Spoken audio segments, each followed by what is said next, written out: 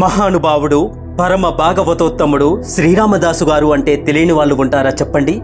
వారి జీవితంలో చాలా గొప్ప విశేషం ఏంటో తెలుసా? వారికి కష్టం వచ్చినా సుఖం వచ్చినా శ్రీరామచంద్రుడికే చెప్పుకునేవారు. చివరి క్షణాల్లో కూడా ఊపిరి అందనప్పుడు కూడా ఊపిరి అందడం లేదు రామా అంటూ వెళ్ళిపోయారు.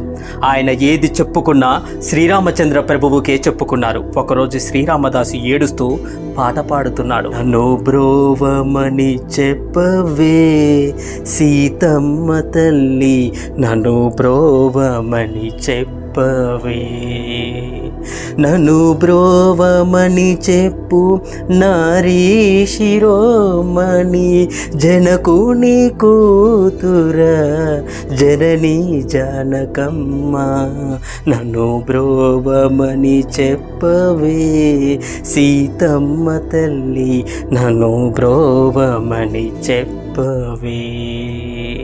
అద్రిజా వినూతుడు భద్రగిరీశుడు నిద్ర మేల్కొను వేళ నిరతలో బోధించి నన్ను బ్రోవమని, నన్ను బ్రోవమని,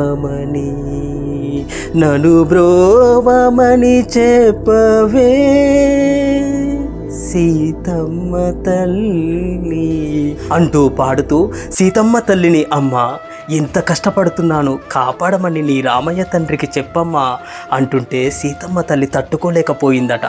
శ్రీరాముడి దగ్గరికి వెళ్ళి ఇంత భక్తి తత్పరుడు కష్టపడి నీకు ఆలయాన్ని కట్టించాడు, అటువంటి రామదాసును ఎందుకింత బాధ పెడుతున్నారు నాదా, ఆయన చేసిన అపరాధమేమి అని రామదాసు గారిని రక్షించమని సీతమ్మ తల్లి శ్రీరామచంద్రుడిని అడిగింది. శ్రీరాముడు అన్నాడు, దేవి సీత, నాకు కూడా రామదాసు కష్టాలను చూస్తుంటే గుండె తరించిపోతుంది. కానీ లోకంలో వేదము చెప్పిన శాసనము ఒకటి ఉన్నది కదా. గత జన్మలో రామదాసు ఒక చిలుకను తీసుకుని వెళ్ళి కొన్ని సంవత్సరాల పాటు పంజరంలో బంధించి బాధ పెట్టాడు. పంజరంలో ఆ చిలుక ఎన్ని బాధలు పడిందో అవి ఈ జన్మలో ఈ శరీరంలో తీర్చుకోవాలి కదా.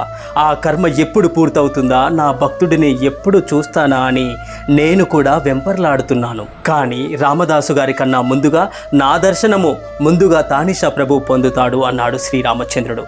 అదేమిటి నాదా, మిమ్మల్ని ఇంతగా సేవించి ఇంతగా పూజించి మీకోసం గుడి కట్టిన భక్తుడు రామదాసు గారు, ఆయనను బంధించిన వాడు తానిషా ప్రభు. అటువంటి తానిషాకు రామదాసు కన్నా ముందు దర్శనమిస్తారా, ఎందుకు ఇస్తారు అని అడిగింది మాతా సీతమ్మ తల్లి.